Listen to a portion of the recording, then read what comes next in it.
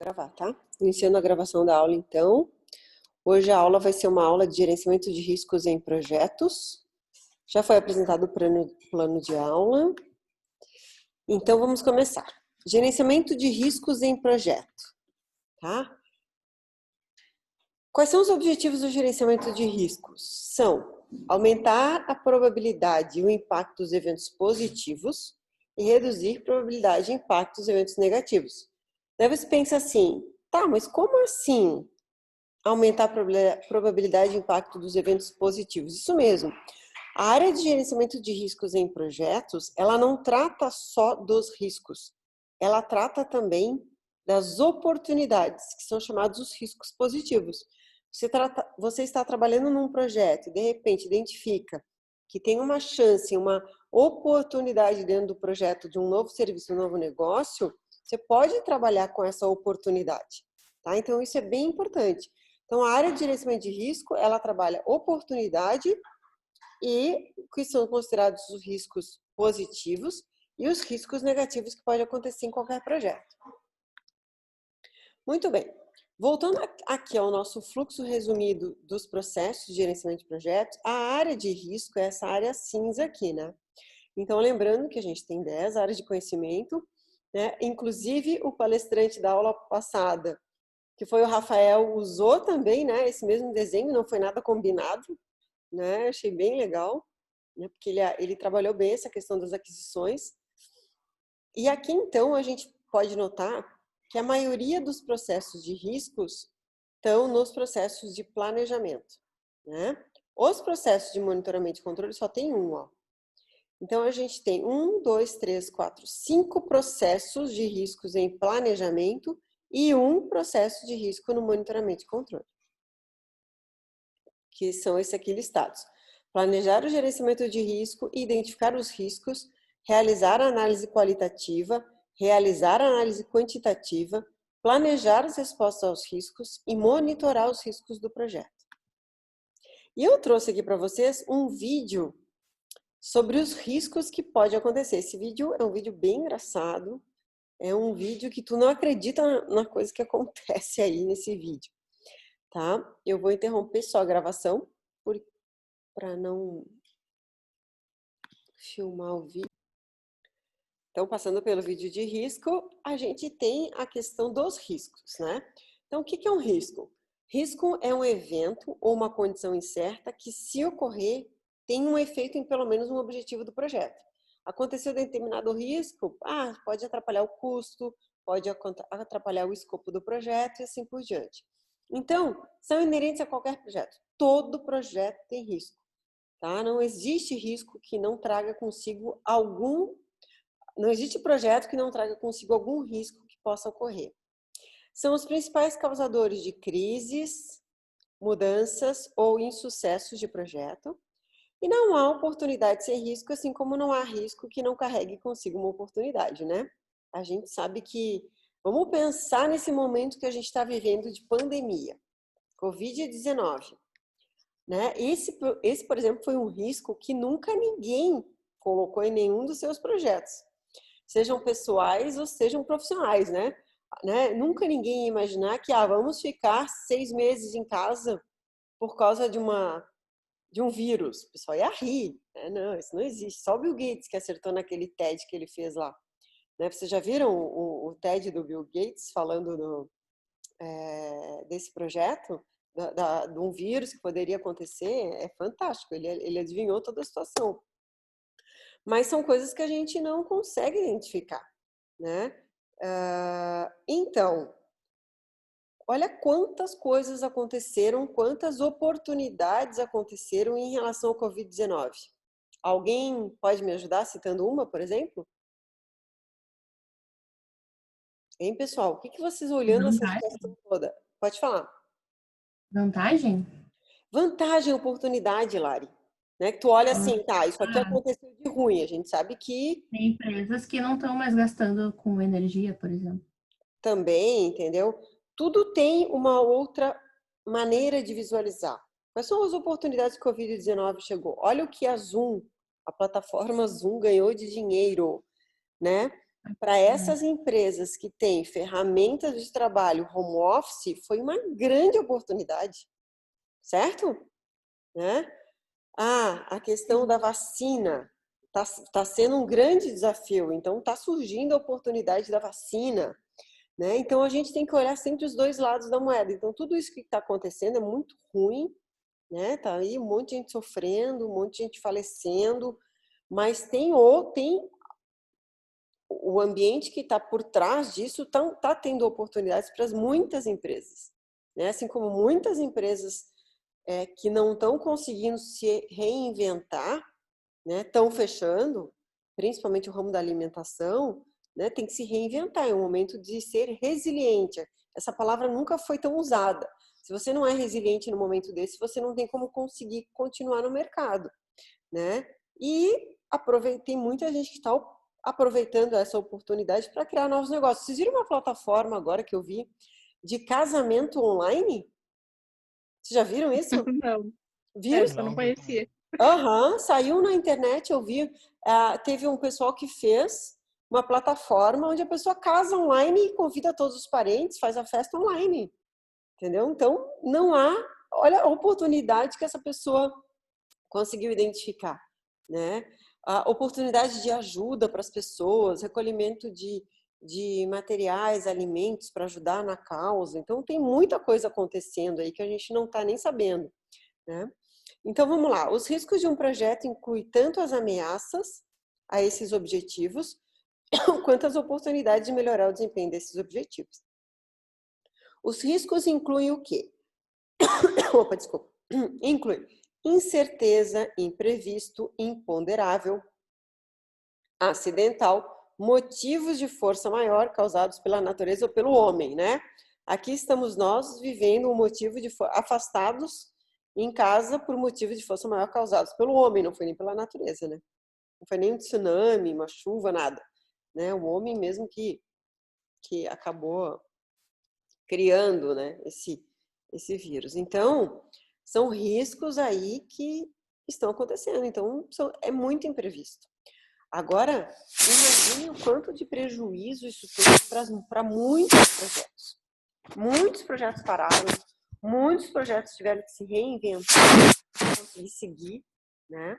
E quanta coisa que a gente dizia, não, isso é impossível fazer home office. E nem foi tão impossível assim. A gente conseguiu fazer, né? Então, vamos lá. Qual é o papel do gerente do projeto quando a gente trabalha na área de riscos? Então, primeiro, planejar e desenvolver o plano de gerenciamento de riscos, identificar os riscos do projeto e compreender seus impactos, desenvolver estratégias e respostas apropriadas, incorporar o gerenciamento de risco no processo de planejamento e gerenciamento do projeto e desenvolver na equipe do projeto as boas práticas de gerenciamento de risco. Esse é o papel do GP. Se a gente vamos trabalhar no primeiro processo, que é planejar o gerenciamento de riscos. Aqui é o processo onde a gente vai definir como conduzir as atividades de gerenciamento de risco.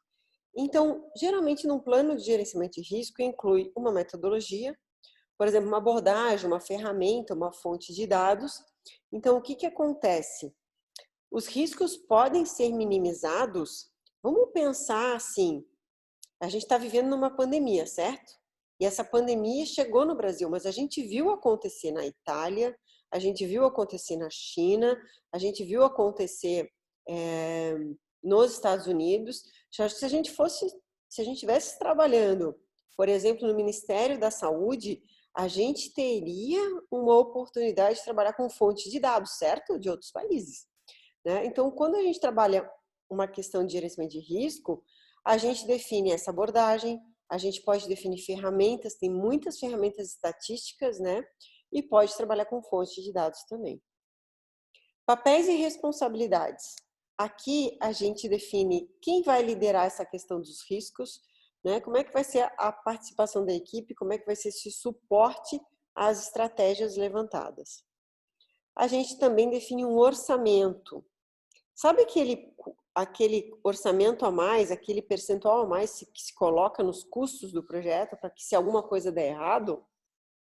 Aqui é a hora de pensar nesse percentual a mais, né? Aqui a gente pode estimar os custos necessários para caso algum risco aconteça, e colocar isso dentro do meu orçamento. Prazos, definir quando e como, que frequência a gente vai trabalhar o gerenciamento de riscos, e a gente também pode categorizar, né? Ou seja, fornecer uma estrutura para que a gente possa estar identificando os riscos que possam acontecer nos projetos. E aqui a gente chama essa estrutura de EAR, Estrutura Analítica de Riscos. Tem vários autores que já fizeram essas categorias. Então, por exemplo, aqui é um desenho de um autor e onde ele colocou os riscos como os riscos técnicos, riscos externos, organizacional, riscos de gerenciamento de projeto. Então, por exemplo, risco técnico. Aqui a gente pode até pensar a nível de tecnologia, né? Eu posso errar no levantamento dos requisitos, eu posso errar na tecnologia que eu escolhi, eu posso errar na complexidade nas interfaces, né? Errei ao montar, no desempenho e confiabilidade, eu posso errar na qualidade, eu posso errar na maneira como eu vou contratar os meus fornecedores, posso achar que o mercado vai estar favorável, mas chega na hora de executar o meu projeto, o mercado não foi favorável. Eu posso ter riscos com os meus clientes, faço um aplicativo e o cliente não gosta, ou faço um sistema para ele e ele não gosta. Riscos organizacionais de outras dependências de outros projetos, financiamento, né, para esse projeto acontecer. Riscos de priorização, a empresa vai lá e desprioriza o meu projeto, ou seja, né, e isso com certeza aconteceu dentro das empresas nesse ano de pandemia. Muitos projetos foram priorizados e novos foram criados. E eu posso errar também, posso ter riscos também na área de gerenciamento de projeto. Errar na estimativa, no planejamento, no controle, na comunicação. Então, tem muitas questões aqui que podem dar errado em projetos. Aqui é o Cangari, tá? O Cangari montou essa EAR de riscos, onde ele trabalhou com riscos econômicos, riscos contratuais, riscos políticos, riscos de execução e riscos gerenciais, né? E toda essa EAR é um apoio para quem está identificando seus riscos em projetos. Então, eu posso pensar o seguinte, esse meu projeto tem risco econômico? Tem riscos contratuais? Tem riscos políticos? Tem riscos de execução? Tem riscos gerenciais? Entendeu? E ir passando um por um para ver se esses riscos podem vir a acontecer dentro do meu projeto. Então, eu tenho aqui riscos de inflação no trabalho, materiais e equipamentos, redução de ofertas de energia, incertezas financeiras em relação ao proprietário ou ao patrocinador, contratante, executor, fornecedor, flutuação monetária, riscos contratuais como falta de pagamento do contratado e do contratante, atraso em disputas, fracasso na coordenação, né, tanto do contratado quanto do contratante, mudanças nas suas contratações, disputas, riscos políticos, riscos ao meio ambiente, desordem pública. Olha o que aconteceu nos Estados Unidos nesse último mês, né? O que foram todos aqueles atos contra o racismo, né? Muita coisa aconteceu ali. E teve também uma causa nobre, mas que depois aconteceu muita desordem pública, né? Quebrando lojas, quebrando as coisas públicas, né?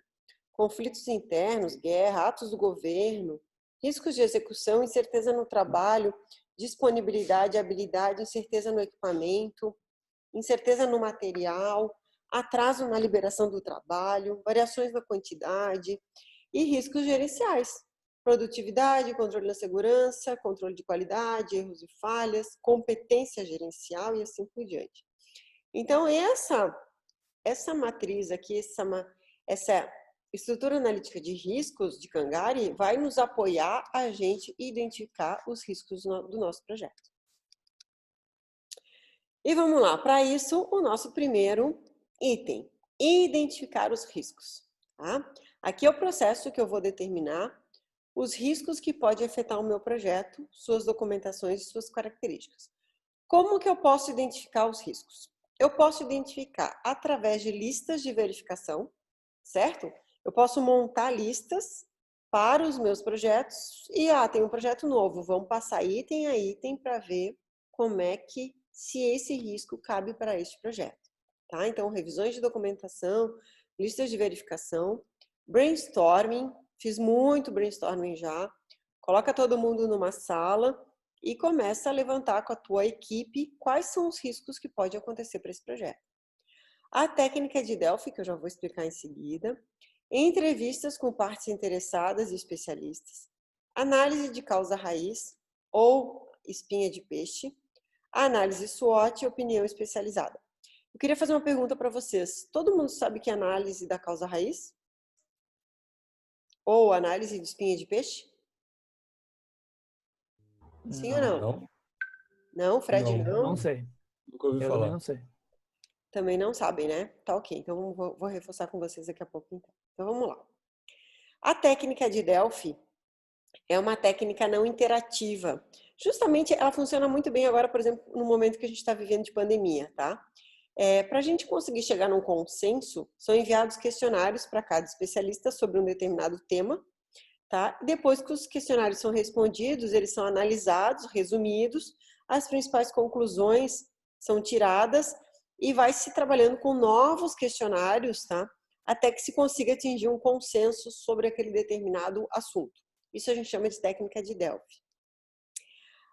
A técnica da espinha de peixe, tá? Ou essa técnica aqui, que é a análise de causa raiz, também chamada espinha de peixe, diagrama de Chikawa, essa técnica ela é muito antiga, tá? Ela é muito antiga. O diagrama de Chikawa é um dos principais diagramas quando se trabalha com qualidade de processo. Qualidade de produto, qualidade de processo. Vocês não têm essa disciplina, tá? Mas, por exemplo, no curso de Sistema de Informação, que é um curso mais gerencial, tem as disciplinas de qualidade de processo, tá? Eu ministrei essa disciplina há algum tempo atrás. Então, lá, a gente aprendia, né? Eu ensinava para os alunos todos os diagramas de qualidade, desde o ciclo PDCA ao diagrama de Chikawa e outros diagramas que existem. Por quê? Para poder se trabalhar melhoria contínua. Tá? Então, a técnica espinha de peixe, ela também pode ser usada para a identificação de causa e raiz. Então, como é que funciona?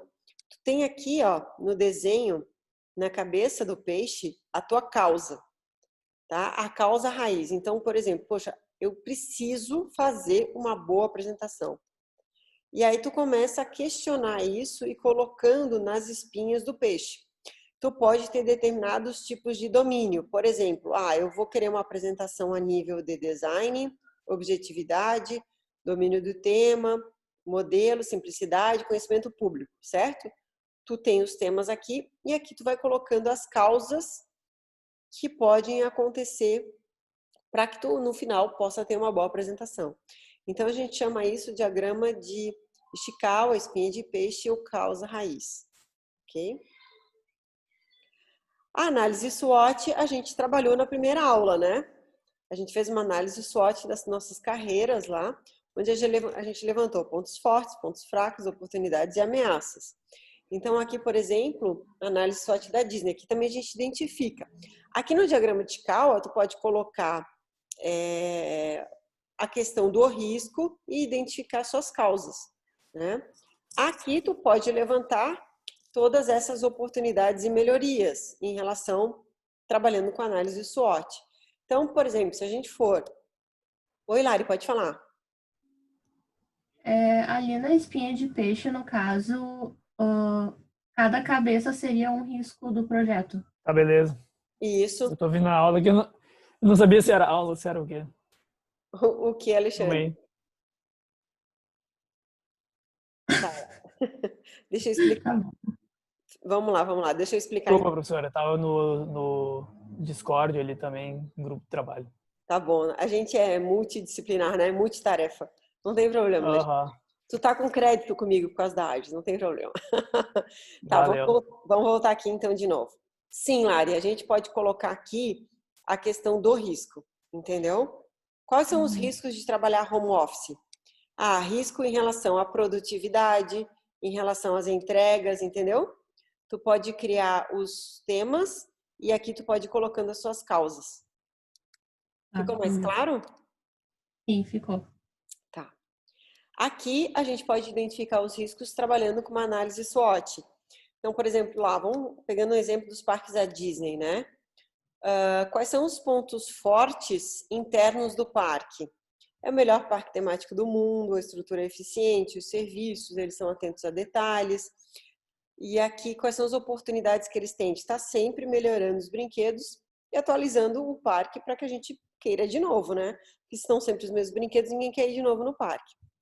Quais são os pontos fracos? Busca constante por erro zero, do tipo não parar a montanha-russa em cima e todo mundo ficar de cabeça para baixo, né? E o tempo de espera nas filas, que hoje todo mundo sabe que é um horror, né? Vai para Disney lá, fica às vezes 1 ou 2 horas numa fila de um brinquedo.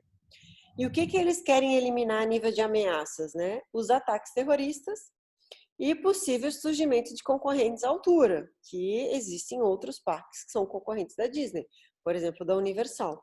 Então, essa técnica da análise SWOT, a gente também pode trabalhar para a identificação de riscos e projetos. A partir do momento que tu tem um projeto, tu vai identificando seus pontos fortes, seus pontos fracos, tu consegue aqui identificar os riscos que pode acontecer dentro de um projeto. Vamos trabalhar agora um pouquinho. Eu queria que vocês levantassem 15 riscos para os projetos de vocês.